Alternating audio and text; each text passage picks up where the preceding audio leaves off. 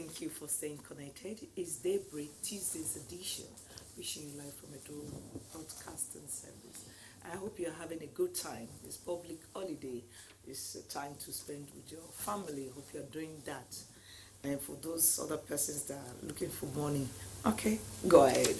But we are on the family segment this morning, and family is everything. Family is everything. And that's why we always take our time on this program to talk about family. This morning we'll be looking at generosity. When I say generosity, some persons will be saying, okay, maybe thinking about finances, okay, I'm generous, I can give out money. But we're not only talking about the financial aspect of it. Are you generous with your time? Are you generous with your smiles? Are you generous with your prayers? All these we'll be looking at in our discussion this morning. Your character, are you generous? Okay. Your character. Generosity in all, not the negative one, because we become generous negatively, but the positive generosity. That means your good smile, your good words. Are you generous with your words? Are you kind with your words? Or when you say a word, some people will just want to go and commit suicide. So this morning we're looking at generosity within the family confine. How do you talk with your spouse? Are you generous with your money? I was talking behind camera. I said, this time we are in hard times and everybody wants to there's this self-preservation. Let me keep for myself. I don't know what's going to happen in the future. But what are the benefits for being generous? Are they benefits? Or you've been doing this and there's no you're not getting a reward. So this morning we'll be looking at it, and we have some gentlemen with us this morning that will be speaking on this topic, generosity in the family. We have Pastor Tony Urebu. Pastor Tony, thank you for staying with us. It's a pleasure. Good morning, viewers. It's always a delight to always. Thank you so much. Welcome. And we have Reverend Dr. Isaac Oshobugi. Doc, you're welcome. Good morning. All right, thank you. Let me go to Pastor Tony. First of all, let's get the meaning of generosity. So some of us have this, there's a layman's definition. Okay, what is generosity all about? Oh, generosity, is a trait of being generous. Let's just start from that. When we say somebody is generous, we mean the person, the pictures painted, the person is large-hearted, the person is open-handed, the person is not selfish, the person is not reserved, the person is not stingy, the person is a giver. Of course, giving comes into mind, but giving again is not limited to money. We can give our time, we can give our love, we can be kind to people. Okay, so it's all part of generosity. It's a trait, actually, of a state of being generous, being open-hearted, having a large heart. Giving, essentially, is part of it. Okay, I'll stay with you. Talking about this generosity, you give your time, you give your money, you give everything. Some people they give this is normal with them. But when we talk about generosity, at what level, to what level being generous? Is it that you give when it's convenient? Okay, you give the money when it's convenient, you give the smile when it's convenient. So let's just look at it. As in being generous, when can you be that being generous and giving everything to the family? Okay. When you say being generous at certain time, are there times in which a man should be generous or can be generous? Are there times in which a man may not be generous? I don't think we should want to put it like that. A man or any person who has a generous heart should not want to say, well, if the circumstances are okay, I'll be generous. If they're not okay, I will withdraw from it. God, for instance, the Bible says that he causes his rain to fall on the just and the unjust. So God does not discriminate. God is not, he does not divide, as it were, take side. Okay, I don't like this one. No, God is a generous God. He's open to everybody. So we should have that nature of God, especially as believers. Giving, whether it is convenient or not convenient, because we know there's a blessing in generosity. Okay, still staying on that. being generous in the family, and when it's not convenient, or when it's convenient for you, before you can show your generosity. So what can you say about that, Pastor Isaac? Generosity here has to do with the quality of kindness you give, the time you give, and also it should be a lifestyle. It shouldn't be when it is convenient for you.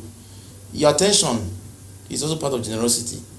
Most people don't have time for their family, and most people don't really, they appear always, as if they want to fight. You should always have a smile on your face. It's also part of generosity.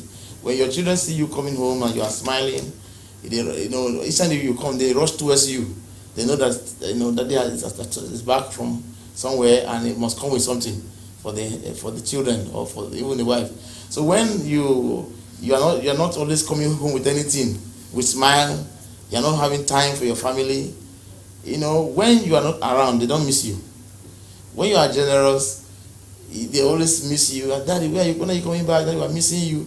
And even when they are in school, they also say, Daddy, when are you coming to check out? Oh, mommy. It's always Daddy. No, mommy too. Mommy, what they do is that mommy try to make them get the attention of the children. Even if Dad has to give her the money, they want to make sure they put a smile on the children's face, get the children's attention away from their dad. But the children will always love their dad more and say, Dad, when are you coming back? Look, you are just being like a bit biased. Yes, because generosity is not whether there is a gender, it's a person. It's not whether you're a man or a woman. A generous person, whether you're a man or a woman. But we give more of our time to our children, the men. The men. Do you agree with me? That one, so we're discussing that this last week, how that father's influence in the home or the mother. Yes, Reverend has just said that men give more of their time and attention to children. Well, it's relative. That depends on the angle from which he's talking from. Yeah. But I know too, it may not be general to all men. Most men may do that. Most men, like I said, it's relative. It all depends on the circumstances. Thank you for that. Yeah, it's relative. But I know that children very often are closer to their mothers than they do to their father. Although they still respect their father, but it seems there's this affection, this bond. Of course, from sucking the breast, that alone has a way of making a child to be so attached to the mom. And they see the mother as, is soft-hearted, she's caring, but the father can behave, hard, want to cane them, discipline them. And most fathers like that, they paint a picture of a monster in the home. And when the father comes in, it's like everybody run a head scale. All right, thank you for that clarification that it's relative, because he was just teaching towards one direction. Thank God there is clarification. The next question I'd like to ask Pastor Tony, do we have benefits?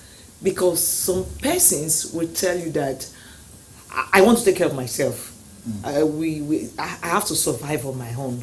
Whether I'm married, first of all, I don't know your thoughts towards me. So myself first is what is important. Do we have benefits for being generous in all aspects? Let me just start from what you said. That if somebody say that he just want to take care of himself, even though he is married, then why should he get married? A man who is married should know that it's a commitment to your wife. So why should I be selfish to my wife in the first place? A lot of them are selfish. A lot of them, but that's wrong. They don't understand the purpose of marriage. I mean, the marriage is already distorted. So, yes, there are benefits to being generous. Because, for instance, giving, we all know that when we give, like Jesus said, he said, give and it shall be given back to you. Yeah. Good measure, pressed down, shaken together, and running over, men give to your bosom. But the problem with giving, especially finances, is that we think if we give money, we must get money back. I may not get money back, okay, but there are other things that may come as a blessing to my giving.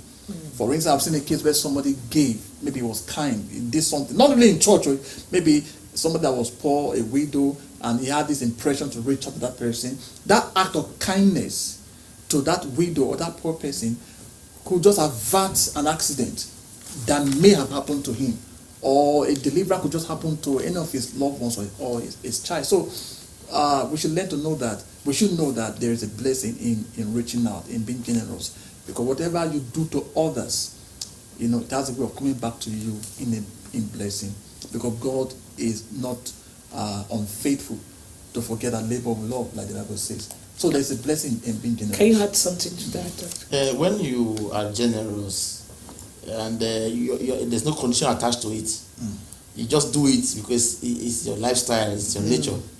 You know, even when people around you easily fall in love with you. Oh, it opened doors. Of course. Yes. You know, they say this is his nature. He's this is just his nature. He's kind. He's, you know, he can post time, give attention to other people. He's concerned about other people. You know, he sees a man who is working and the thing is not easy for him. He goes to join him to assist him. You know, before you know it, all this thing you are doing will open bigger doors for you. Wow. You know, it has to do with more of humility too. Humility. You know, a generous man must also be humble too. When it takes humility for a man, even when you are giving out to the needy, to the poor, don't throw it at them. Just give it to them in humility and thank them for even accepting it. You know, a time will come, all this thing you are doing, you reap them. It's like sowing seed that you reap in the future. So you don't do it because of a condition attached to it. You're not nice to this woman because of a condition.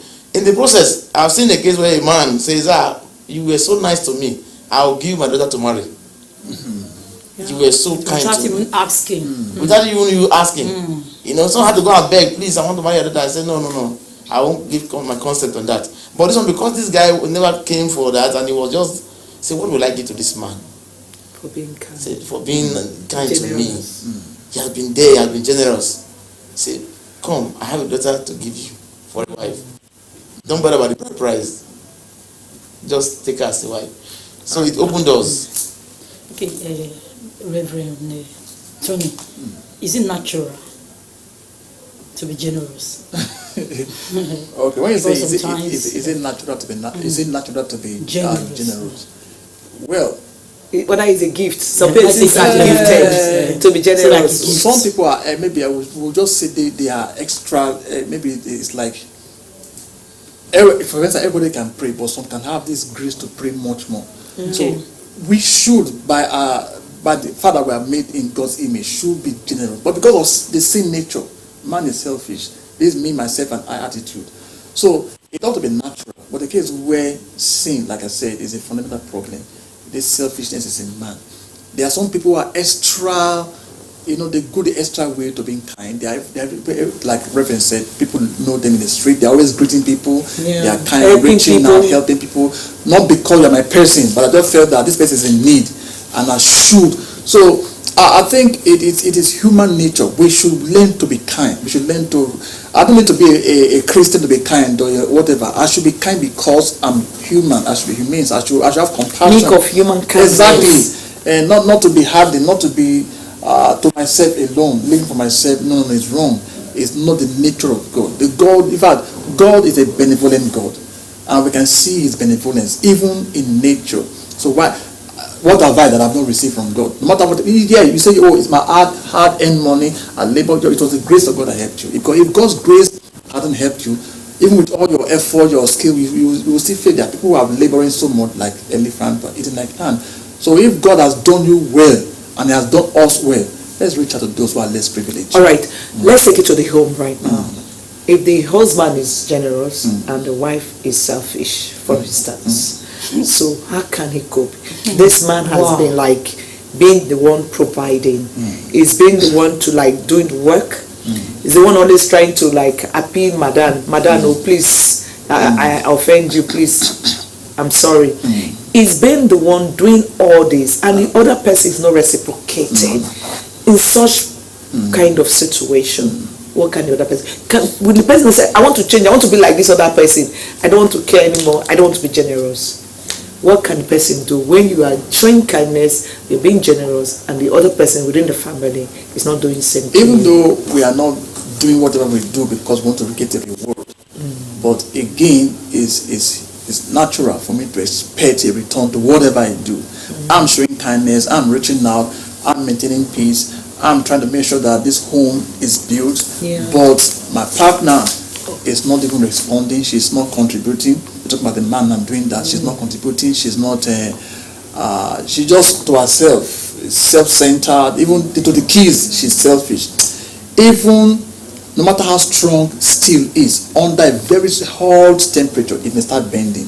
Wow. So a time may come, that woman may push the man to start acting the way he has never been acting before. So a woman should not want to be selfish. Why would I be selfish? I'm in a marriage, and it's for better, for worse, like they say, it's a union. We have to build this home together. So why should I not keep things to myself and hide it? And no. For your family, for instance. It's my family. It's not even somebody, it's my family. So there's something wrong with that woman. Pastor Isaac, a lot of persons are going through this. Yeah. They will tell you that they are always the one providing for the house. And for instance, let's take it for the woman, it can be vice versa. The other person is like, I have another home, always taking the money to the other side. And this other person in the house is trying to make sure that the home is healthy and strong. What's your own view on that? There are persons who are kind outside and they're not kind at home. Some are friendly outside and not friendly at home. And some are, some give their time outside. They don't give their time at home. Those things they do, actually, although it has to do with, like I said initially, is one's nature. Such can also change. If you are generous at home, and like Pastor said, there's no reciprocation, you can also change. Like a man who is married to his wife, for example, and he has to stay by his wife, and the wife denies her of conjugal, emotional. That's you know what I mean. You say all of a sudden the man starts changing his attitude. Don't allow a man to get used to exactly a standard friendship. It may not be sexual relationship outside. He finds comfort, he finds happiness, he finds joy outside, or he finds happiness on his phone, away from his wife. His attitude will change towards his wife. Everything will change towards the home, because he didn't get reciprocation. Most of the time, the man gets to the room, the wife leaves the room, which is wrong. And the wife enters the room, and at times you see some women when they want to dress up, they back their husband. You are husband and wife, you're supposed to be one.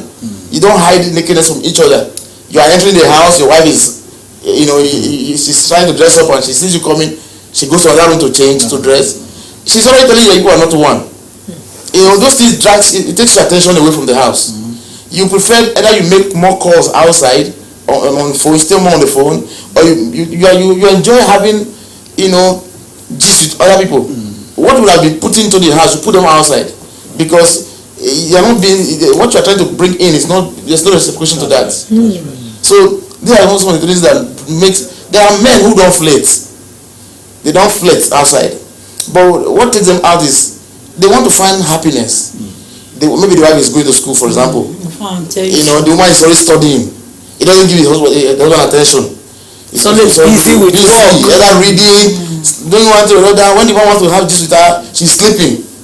Tired. She just gets tired, she sleeps off. And the man needs to gist, he wants to talk with somebody.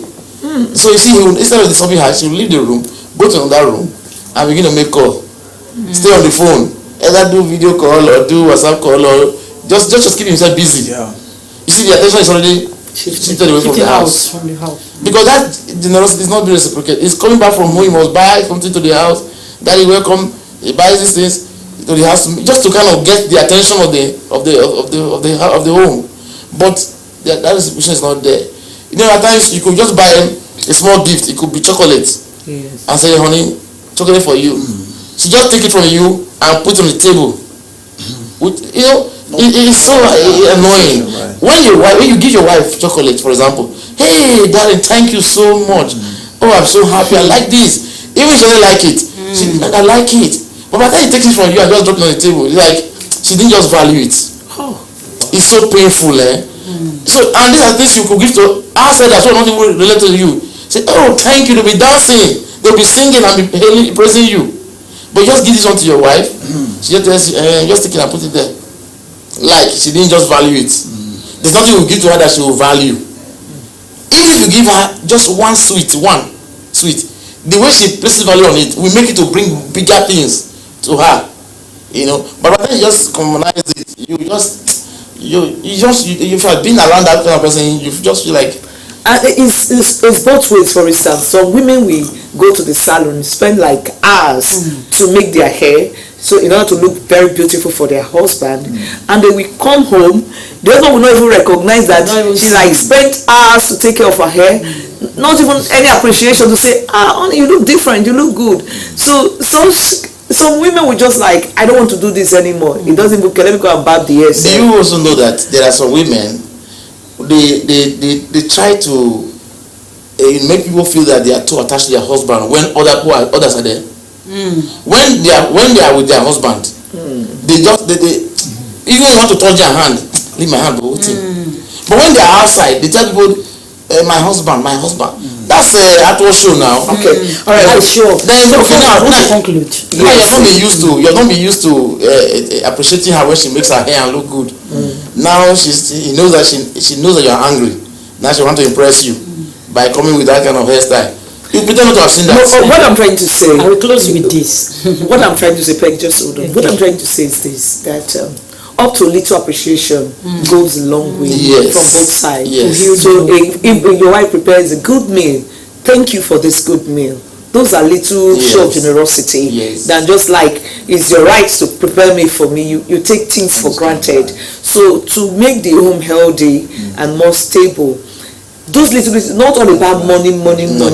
So telling a woman that you look beautiful is a sign of generosity also. All right, somebody that is watching us right now, and the person is thinking, I love to be generous, but I'm seeing monkey finger, I'm tight-fisted, or I don't know how to smile. I don't know how to help somebody. The person is asking right now, Pastor Tony, how can I come out of this? I want to be a better person, but this is who I am right now. I don't smile. I don't go the extra mile for anybody. I was raised on my own, so I've been surviving on the jungle, and now I'm with somebody. I don't know how to do this. How can I do it? That person should know that everything on earth is learned. We're not born. For instance, I was told 1 + 1 is 2. I didn't come with it from heaven. So, you may say, well, it's not in my nature to smile. You can learn how to smile. Watching people smile, since you know that has a way of opening up relationship and making life smooth, just learn it. It's not just by saying it's not my nature, just learn it. There are things that may not be your nature, but you just have to learn it as long as it has to do with the other person that you're relating with. So that person needs counseling. Needs counseling. Right. All right. Smile is not something you learn. Smile is nature. It's one's nature. Like the people you see all the time, it's their nature to always smile. Yeah, but they are cheerful. They are always friendly. They are accommodative. They are receptive. There are some, no matter how you try to make them smile, their face is just like that. You know, and you say, why are you always squeezing? You say, no, it's just my nature. Yeah, but you can learn it. You can never learn it. For us that are Christians, then you can ask the Holy Spirit to help you. Yes, like if you have such challenge, maybe in the home, or you have it with friends outside the home, and this is a major challenge to you. People have been complaining, oh, you're not a kind person, you're not a generous person, and you want to do it, but this is like above you, and that's the place of the Holy Spirit. Exactly. Yes, you can talk to him one-on-one to help, and there's nothing you tell him that he cannot help you with. Okay, my friend's husband told me that my friend, whenever she needs anything, that is when she's generous. She will just be doing everything in the house, make sure the children, they wear dress. So I want you to say something about it. Okay, that is pretending. Yes. That's not real. She's pretending to get what she wants. And the other person is not a fool. It's another way of it's another 419 style. She's a scam. It means that what you are doing is based on condition. There's a condition attached to it. You are doing it because what you want to get. But there are some people whose nature are like that. Buy suya for them, they don't really appreciate it. There's something you give to them that they will appreciate. You know, so such persons cannot even scam you. You know, they just tell you, see, that's not deal. When they won't say to you, that's not deal. You know, like as if people are enemies in the house. So if you want to get anything from that man, yes, you can just put up some smile and bring your voice down, romantic voice. You know, bring this bedroom voice. You can get anything. I always tell women, if I were to be a woman, I will get anything from my husband, because there are times there are issues you bring up. Every issue has its own time. The timing. No, when the man is coming up and you see him angry, you are bringing up other issues. The man is battling with another matter, you are bringing another matter. But that it means that the woman does not understand. Doesn't understand the husband. All right, thank you. That's a much we can take on this program. Generosity in the family. Are you generous over there? Are you showing kindness to your friends? Are you showing kindness to your family? Are you showing kindness to your spouse? It's very, very important that you should be generous, going the extra mile for the next person. And don't forget that it's across the board. And don't forget that the person may not repay you, but we have God. God will always repay. So do things for God's sake and not for man's sake. Not man's sake. Just do it. And I believe when you do this, your home will be stable, your home will be lovely, and people will always like to come around you. We're not forgetting that some people will always cash on your generosity to defraud you or to do your kind of thing. But stay tuned to your type. Stay good to your type. You are a good person. Don't allow anybody change your dad. Remain good, and your family will be blessed. All right, let me thank Pastor Tony Rebu for his time, for coming and sharing your thoughts with us this morning. We really appreciate you.